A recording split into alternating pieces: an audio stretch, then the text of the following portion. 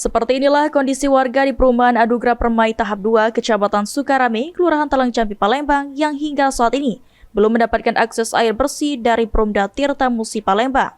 Akibatnya, warga terpaksa memanfaatkan sumber air lain untuk memenuhi kebutuhan hidup sehari-hari. Salah satu warga, Sopian, menyampaikan sudah hampir 8 tahun akses air bersih dari Perumda Tirta Musi Palembang belum masuk ke kawasan ini. Kondisi ini diperburuk dengan kualitas air sumur yang tidak layak serta berwarna keruh serta berkarat. Akibatnya, warga terpaksa membeli air tangki maupun air galon untuk memenuhi kebutuhan sehari-hari seperti masak dan mencuci. Sejak kapan kan nih Kak kita nak katik banyu bersih di daerah Sukarame nih Kak?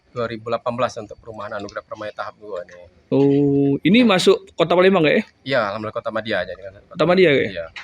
Sudah lama Kak ya? Dari 2018 ya? Iya, 2018. Harapan kedepannya bagaimana Kak? Ya, harapan kedepannya dari pemerintah kota ya kami butuh air bersih lah, karena air bersih adalah sumber kehidupan. Itu saja Pak.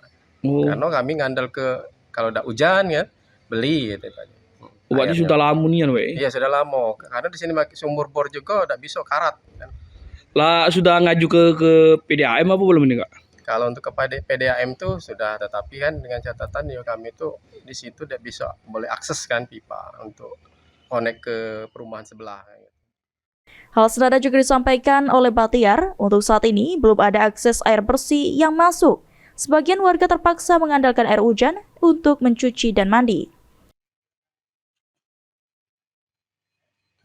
Dari tanggal 2018 ya, sampai sekarang belum ada. Jadi kita menggunakan air apa Pak kita di sini Pak? Beli air temu, beli dari mobil.